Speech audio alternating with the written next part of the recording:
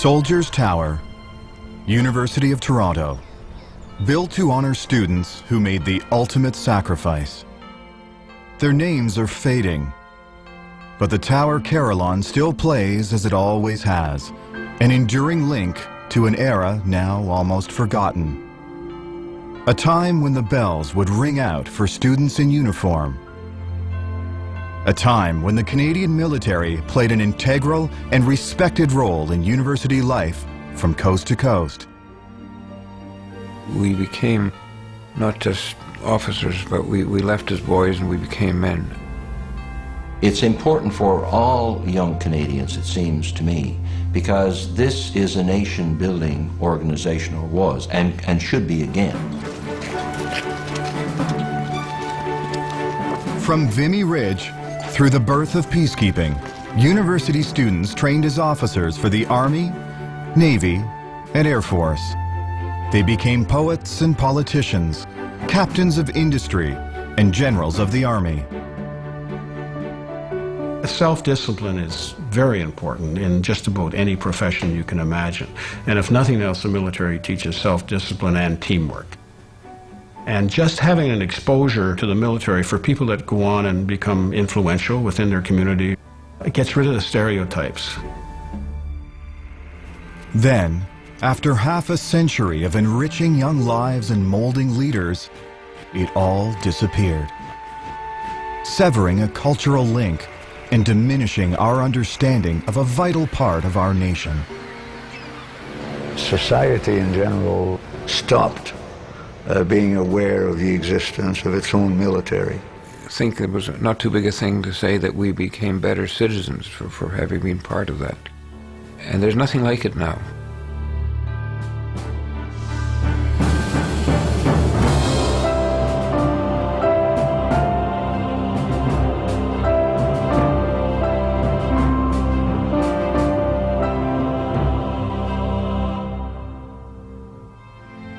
I joined what was then the Canadian University Naval Training Service, later became the UNTD.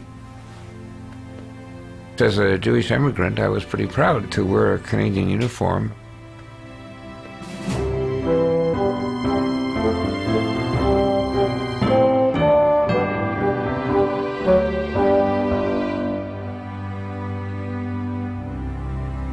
People ask me, what do you do? You wrote 24 books. I said, no, I was a captain in the Navy. It's much more important to me than all those books. Most people feel that way because, you earned it. You earned every thread. Newman joined at the University of Toronto, but military training was part of life at campuses nationwide. Participants were new Canadians, and Canadians yet to be, English and French, men and women, idealists and realists. When I was at McGill, I was a football player, and the McGill CLTC was an activity like many other activities that are offered at university.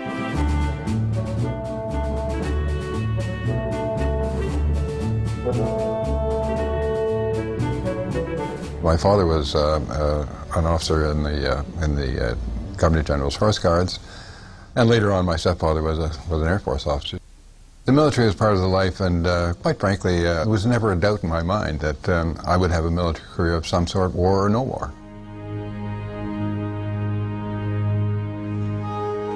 L'année 50-51 a marqué le commencement de ma vie militaire. Well, this album, which I'm holding, is really a bit of a pilgrimage for me. It's going back to 1950-51, the year that I first put military uniform on. And here I am, dressed up for combat.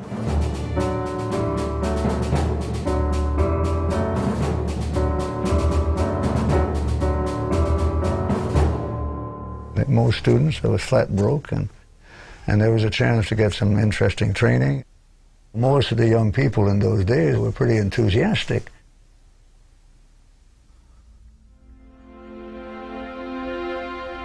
The commitment was usually one night a week, with more intensive training in the summer. I was an art student, And you know, while engineers can go and run a line in the summertime, or doctors can go and practice in a hospital, there's not much for art students to do in the summertime.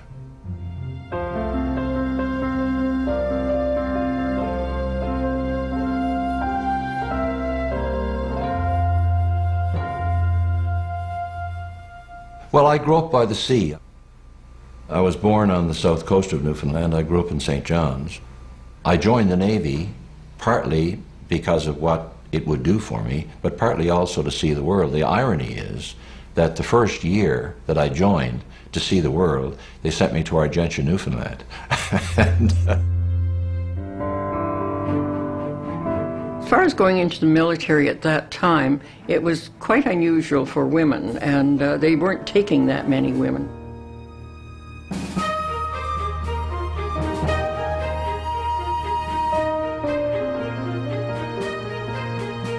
Some of my friends did think it was odd, but I always thought of the Air Force as very glamorous, so I was interested in that branch of the URTP. Some joined to make money for tuition. Some sought adventure. Some were merely curious, while others felt a calling. I grew up with a sense that service to your country included military service.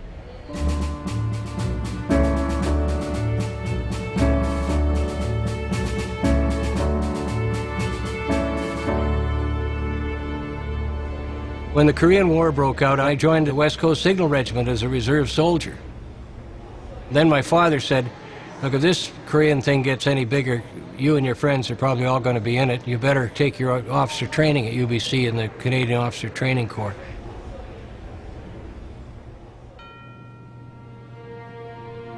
I was born in the fine city of Oshawa. I spent all my boyhood days in that city, and then I moved to Toronto when I became a university student in 1955.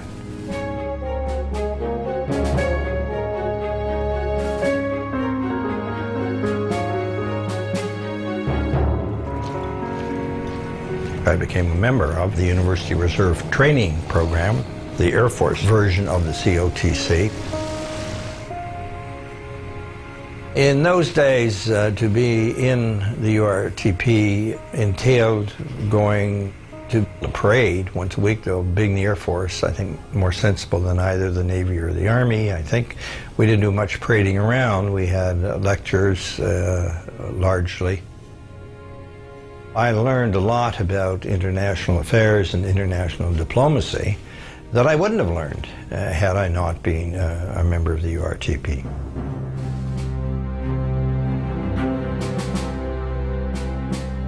From Vancouver to St. John's, on big city campuses and in small town universities, students throughout our nation lined up for an experience that would complement and deepen their education. I guess the attraction was travel. The one night a week training didn't bother me. It was kind of a romantic. And you got to go to sea, and I loved the sea.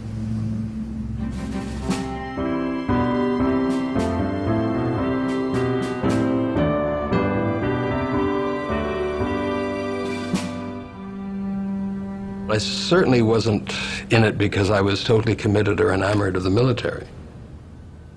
I was enamored of the Navy. We wanted to find out why. Why do we need militaries? Why do we have to have them? Why do we fight each other all the time? Well, the COTC, although I joined it for the wrong reason, it exposed me to the good reasons and caused me to stay in the military.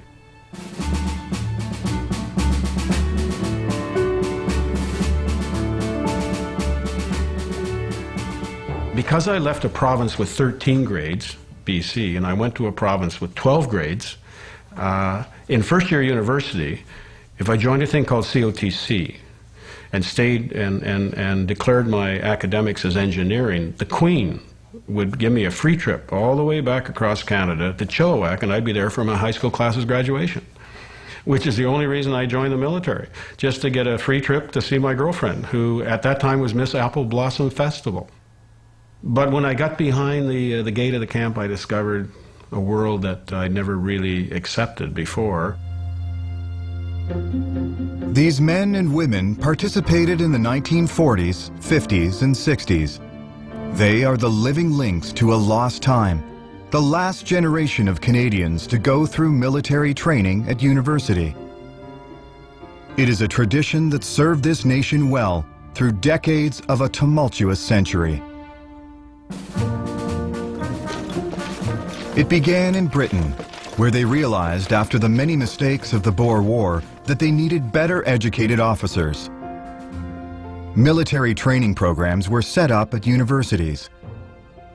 The idea migrated to Canada, where the first COTC program started at McGill in 1912. With the outbreak of war in 1914, the call started ringing out at universities across the country. This painting is of Colonel William Lang. He was the first commanding officer of the University of Toronto contingent of the COTC. He was a chemistry professor here at Toronto, and he was a militia officer. Very early in the war, he wrote a letter to Sir Edmund Osler, a Conservative member of Parliament, demanding that a varsity contingent be established. The military situation in the University of Toronto is briefly as follows.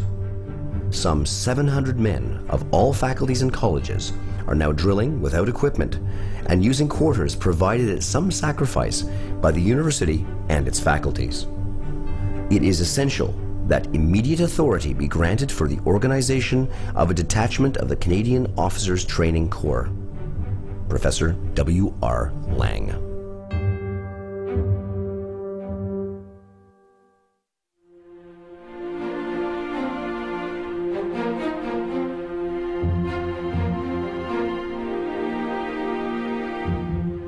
On the first day of its existence, in October 1914, 500 students signed up for the COTC. By December, there were 1,800. This is the greatest of moral struggles. Many of our members have already heard the call and have left to take their share in the war. Some of them will lay down their lives for our sakes. Others of you will doubtless go later. But do not shirk whatever sacrifice is necessary. Robert Faulkner, President, University of Toronto.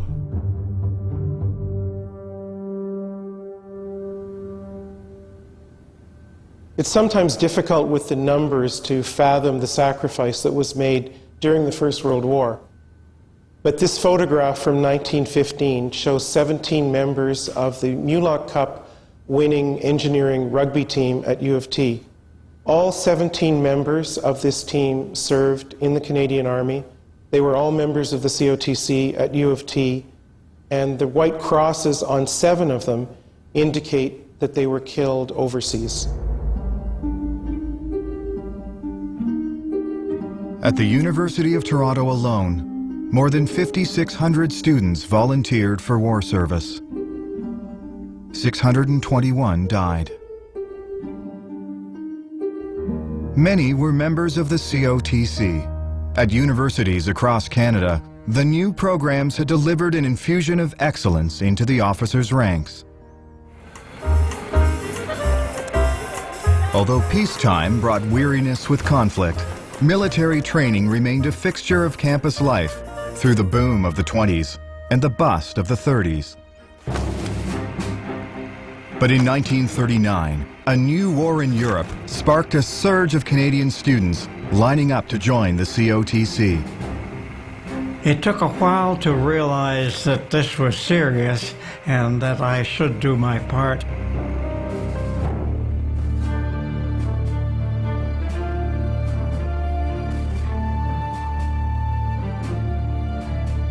I think it's clear, going beyond the COTC, that one felt one just had to. There's no compulsion, no social pressure. One just had this gut feeling that one had to do something. Struggling to find educated officers, both the Navy and Air Force initiated training programs on university campuses. They would become the UNTD and URTP.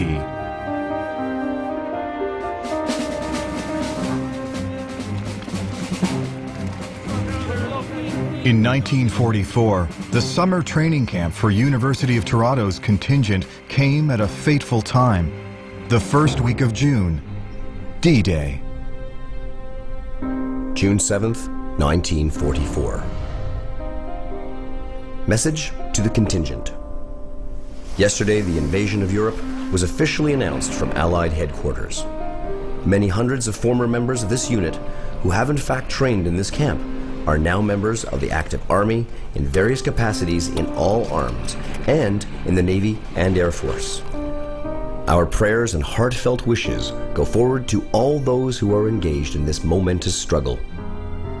Lieutenant Colonel H.H. McGill, Commanding Officer, University of Toronto Contingent, COTC.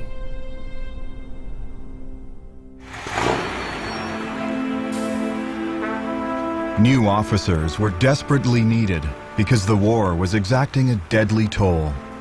The casualties in the infantry officers was very high. As an artillery officer, I became a forward observation officer. And that was regarded as a pretty hazardous thing because I had a map board, I had binoculars, I had a radio, and we were targets when we were on our feet. I was lucky, incidentally.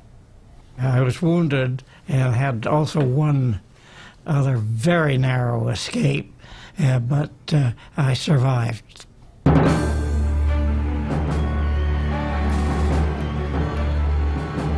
War's end brought celebration on the streets and tributes to those who earned the victory. Universities had made a major contribution to the training of Canada's military leaders and built a bridge to civilian society. But the peace proved to be uneasy and ephemeral. Soon, there would be a new call ringing through the halls of learning.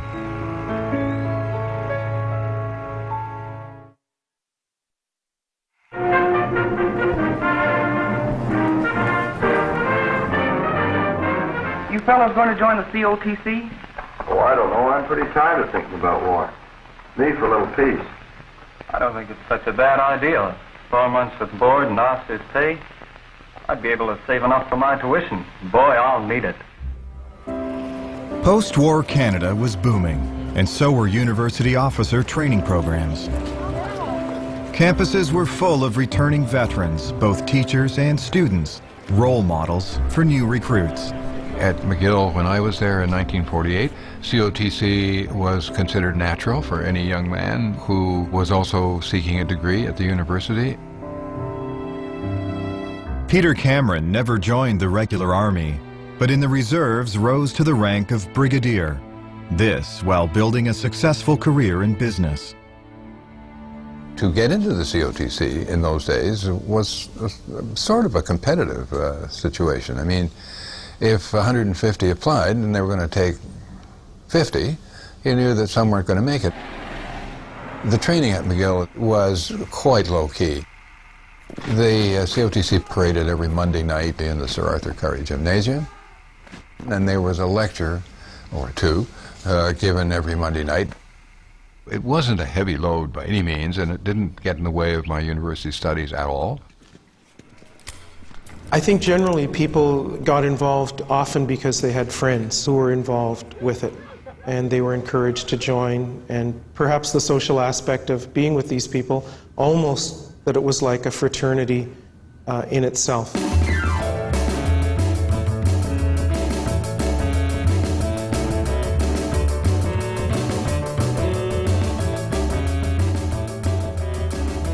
Well, we were caught up, of course, in the romance of it. I mean, we were all under 20.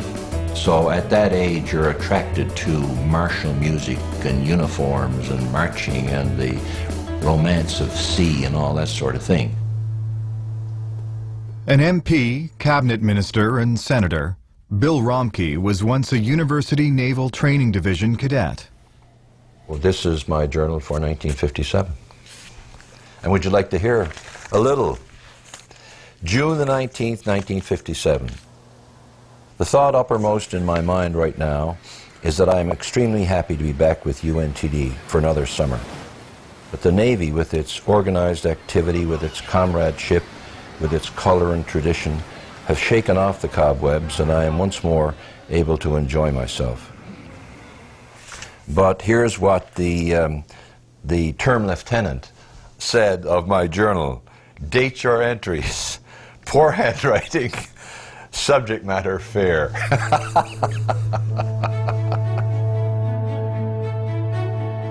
A daily life of a flight cadet, which it was our designation at the time, meant getting up at 6:30 in the morning, making up your bed in the barracks, and it had to be made well. The sergeant would bounce a quarter off, and if it didn't bounce, she ripped your bed apart and made you do it over. In those days, recruiters would say they were looking for good men, but thousands of women took part too. Now, she's a retired university professor, but in her youth, Alice Rendeck was in the Air Force's version, the University Reserve Training Program. We had a very good social life. This is a picture of me sitting in a bistro in the south of France during my summer I spent in France with the Air Force. And when we went back to our universities in the fall, we were allowed memberships in the officers' messes and on the Air Force bases, which was sort of nice, especially in Saskatchewan when they had very strict liquor laws. Women could not go into beer parlors in Saskatchewan, only men. So if I wanted to have a fun evening with my friends, I'd take a few of them out to the officers' mess, and at least we could have a couple of drinks there and do it legally. I hate to mention this family station, but it's true. You know, we were all virgins. Look, this was the 1950s, and we were virgins going to Halifax, not that many coming back. So that was part of the experience, too, and good memories. Peter C. Newman is a writer, journalist, and chronicler of Canadian political and business life. We met people our age from other parts of Canada. You can do that now, it's easy, but in those days it was very difficult. We didn't have the money, we didn't have the means, we didn't have the opportunity to meet, for example, young kids from Quebec. Suddenly we were in the same outfit and got to know them, and they got to know us. There was no obligation for COTC members to join the military full-time, but Charles Belzile did, and rose to the rank of Lieutenant General and Commander of the Army. We got to know people from all over the place and exchange ideas both on studies and that sort of things. And I happened to be French-speaking, so the first year you became an unofficial interpreter for all these Ontario students that wanted to meet the Quebec City girls. And of course, we were often the door openers. I just remember now, looking back, that the whole thing was trying to find out how you stayed out after hours, how you escaped the curfew, what fence you climbed over to get back in. And at the same time, doing all your work and learning all of the things and going to class. Long before John Wood was directing Shakespeare at Canada's major theaters, he was learning about the Navy from the bottom up. I don't remember a lot of hard times, except when we were in the North Atlantic in May, and being very sick but having to clean the toilets anyway. Because that was the thing about it. You had to be an officer, but you had to do the worst jobs around, which I suppose was good for all of us.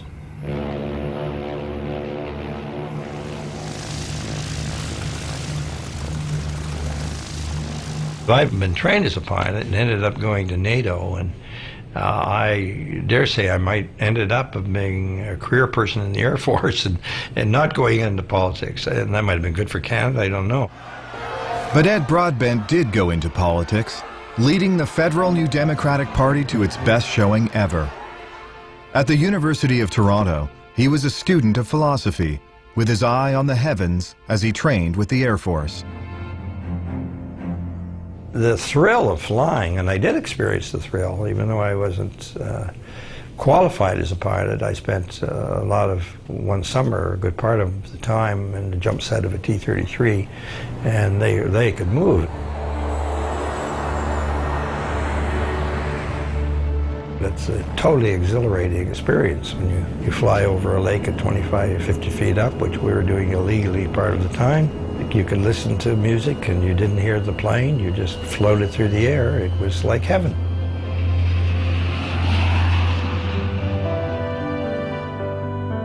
Whenever one of the instructors didn't have a student to take up, he'd give me a call and I could go up and ride in the fighter jets, which I quite enjoyed, except once. The pilot announced that we were going to do aerobatics. And first he started with a few loops, and then we did barrel rolls, and then I announced to the pilot I was going to be sick. And he said, take a deep breath, remove your helmet, and use the helmet. So that's what I did. There will be lectures on military geography, economics, military history, and science. There will be debates and discussions on current military topics. The COTC program at Xavier Junior College, now it's Cape Breton University, it was small. It was 5 or 6 of us. I think maybe once a week we got together, but we studied things like military law and military history. For a time in the 1990s, General Louis Mackenzie was Canada's best-known soldier as the first commander of the UN peacekeeping force in Sarajevo. This small contingent, I think all of them actually stayed with it through university. I was the one that sort of bailed out and went into the military a little bit earlier. Every spring, hundreds of young college students leave campus and classrooms to study a different subject, the sea and ships. They're the cadets of the Navy's University Reserve, student officers who spend 4 months each year at naval bases and on the high seas. Like similar Army and Air Force cadets, they earn while they learn. Commissioned as... We learned navigation, we learned seamanship, we learned communication, we learned leadership skills. These were all taught. We're in the supplementary reserves now, and if we were ever called up to fight a war, God help us, but we would need a refresher course. But what we don't need a refresher course in is the other less obvious things that were taught, like how to shine your shoes. I had a haircut yesterday, and because the Navy taught me to do that, to dress properly, to keep your pants pressed, and to look my best. The Canadian Infantry Corps is the heart of the Army, requiring the finest in qualities of leadership. In the 2 years that I spent at the Royal Canadian School of Infantry, the 2 summers, and then the parades during the winter back at the university, it wasn't all serious, and we had a lot of fun. But we all knew that what we were doing was pretty serious. John Fraser's COTC training came when he was a law student at UBC. Later, he was an MP, cabinet minister, and the first elected Speaker of the House of Commons. But within a number of weeks, I would say 6 to 8 weeks, we were in the field using live ammunition in maneuvers. Now, that was dangerous, and we had some casualties. Our instructors were going on the basis that if Canada was going to have to put more troops into Korea, or the Korean War went on a long time, all these young men that they were training would be probably eligible for service. So they weren't fooling around with us. COTC teaches you leadership, it teaches you how to lead and train men. And in my case, in any of the companies I ran, and there were 3 of them, big ones, I simply used the military command and control and organizational structure slavishly. It had been honed and developed over 600 years of British military history, so I thought it was a pretty good model. I suppose being in the UNTD managed to give me some sense of who I was as a leader, or who I could be as a leader. I do find that sitting in front of a group of actors that I'm directing and I'm the boss of, probably you can trace some of that back down to the having to find the guts to do it in the Navy. You know, quite a few of our professors on the 11th of November would be sporting war medals because they were that age group that had come back and became a teacher and that sort of things. And some of them felt very strongly about the military. And I remember, in fact, I'll never forget a mathematics professor at one point calling me, and says, we're there on a Wednesday in uniform, and he would make a point that he would always call one of us in uniform, and he'd say, Belzile tableau, get to the blackboard. So I get up there and dragging my butt, I guess, and he says, tenez-vous droit. Walk straight, walk like a soldier.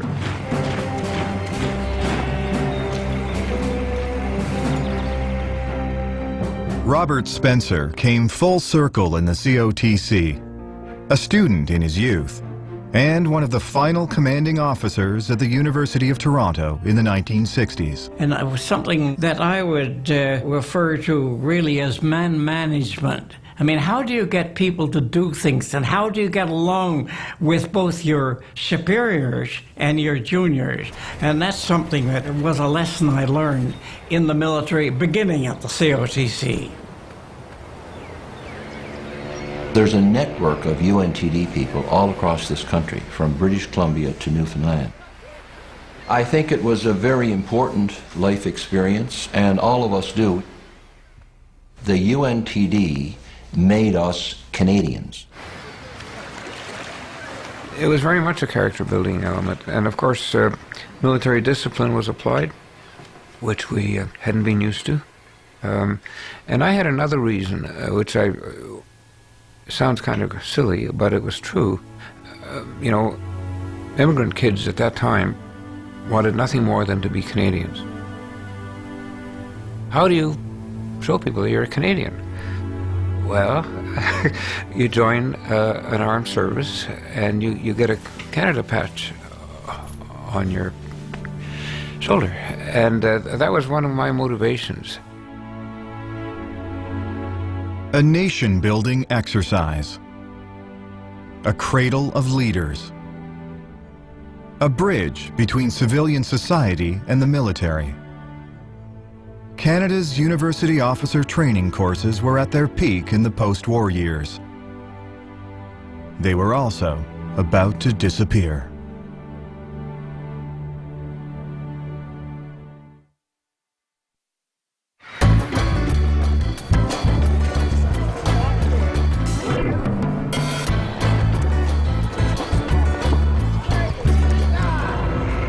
In the 1960s, a number of things sort of came together, and a very important part of it was the war in Vietnam. From the point of view of many students, including myself, the culpability of the U.S. There was this anti-militaristic attitude which lumped all of our armed forces, by and large, into that on the campuses.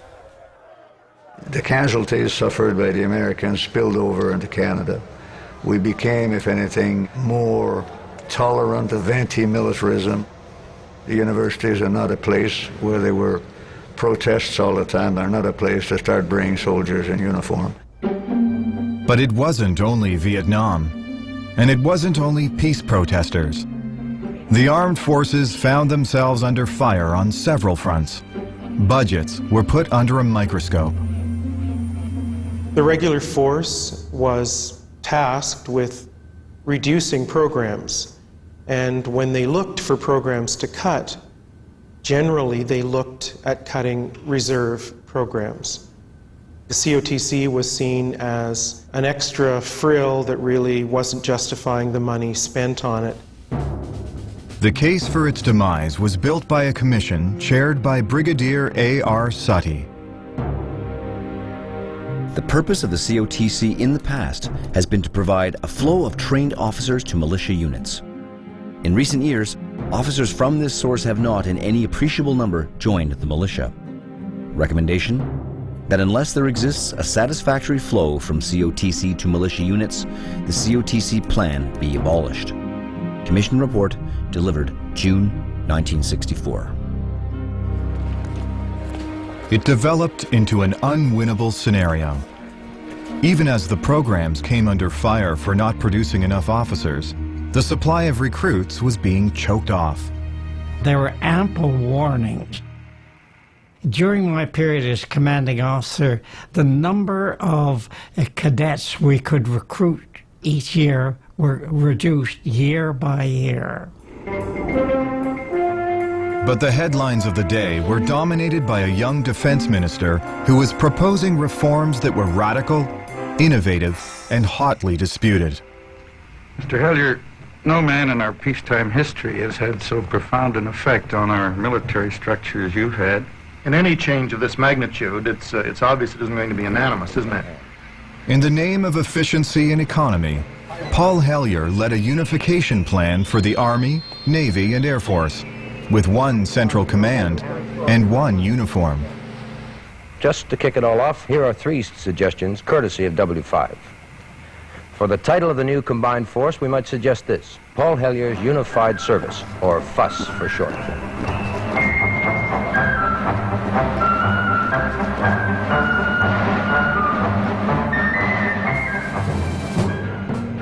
It was in the midst of all this, of budget cuts and willful neglect, of wrenching reforms and peace protests, that university training met its end.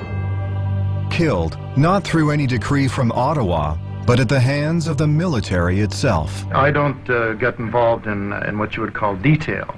I think the job of the government and of the ministers to set policy and to see that this policy is carried out. Question period, October 3rd, 1967.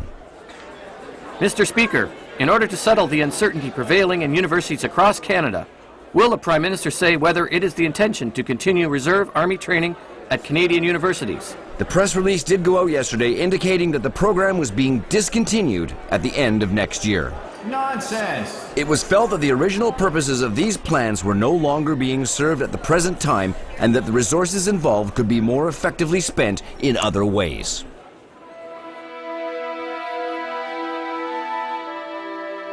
The government and the military, in what I've always considered was one of the great dumbest things that was ever done, disbanded officer training at the universities. Everything was lost in the late 60s, including the military presence on the campuses. Why did they kill it? Because it was such a wonderful way to become a man. They used the numbers that not that many people were becoming full-time officers from the COTC as a justification for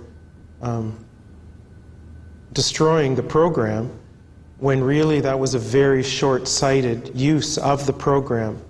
Even if nobody joined the regular force from the COTC, you would still be graduating people from universities who had some military experience and could speak as advocates for the military in Canadian society.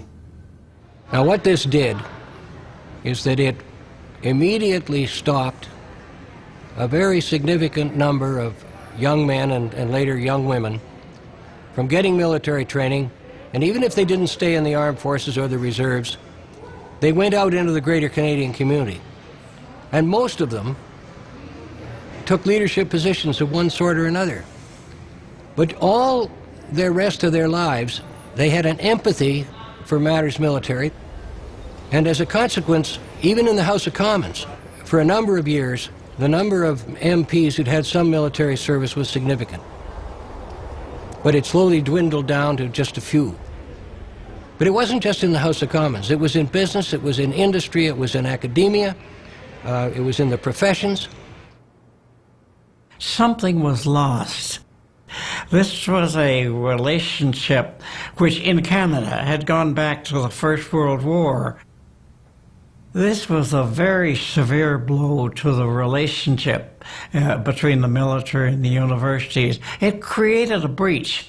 And indeed, I would go so far as to suggest, Somalia comes to mind, that this bred some of the problems which the military was to face later on.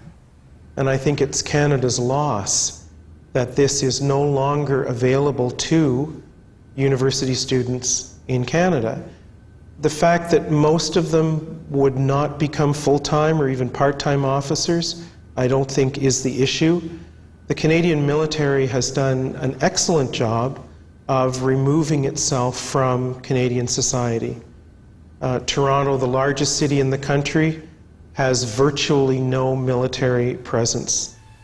It's too bad because, you know, I'm one of the last, and if all this, if we disappear, who will be there to revive it, to even talk about it?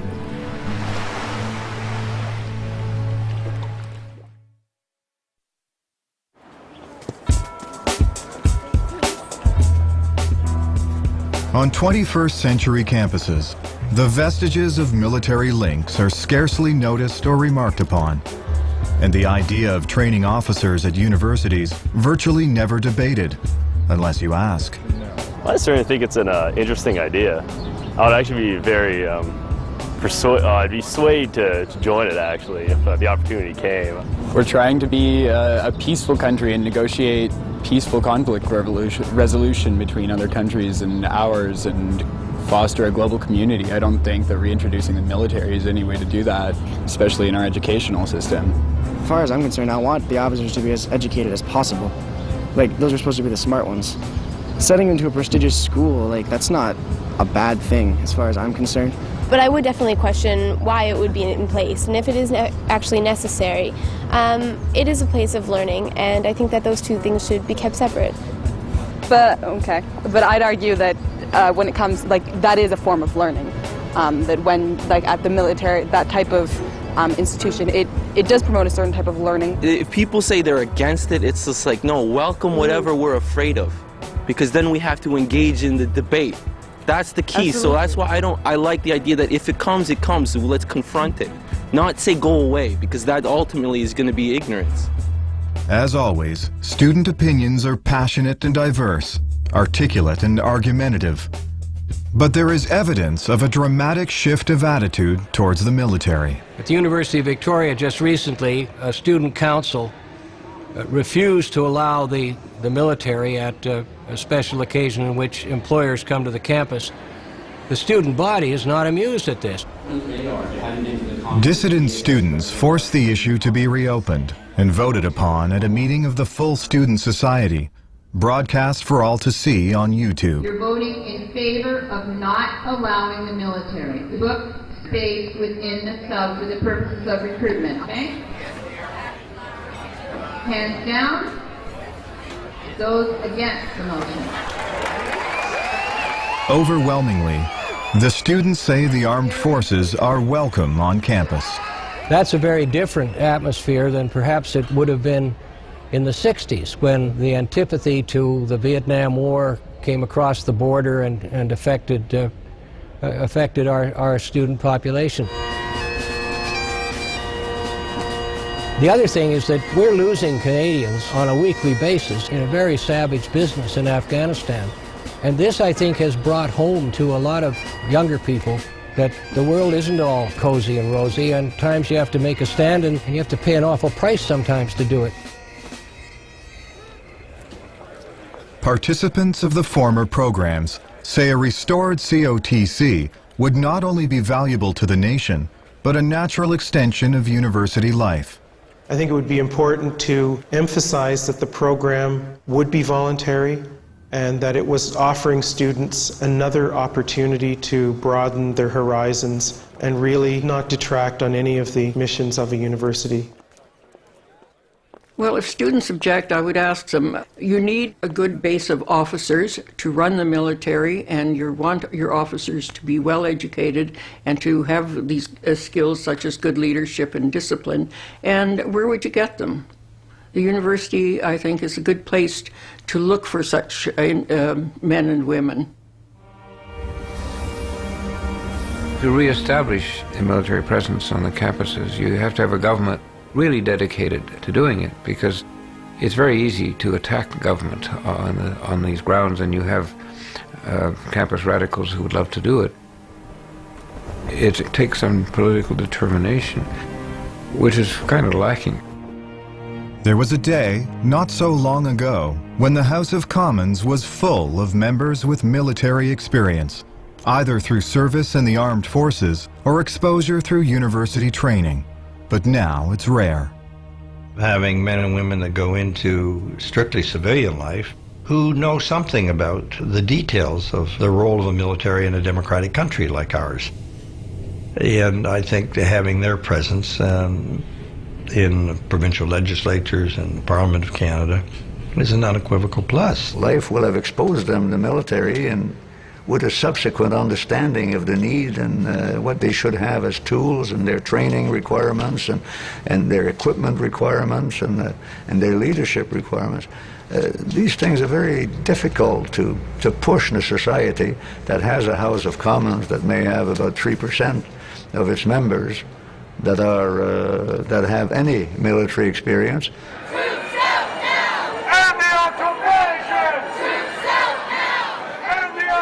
The regular force, the Canadian military, bemoans the fact that many people in Canadian society don't support what it's doing. Largely, they don't support it because they don't understand it.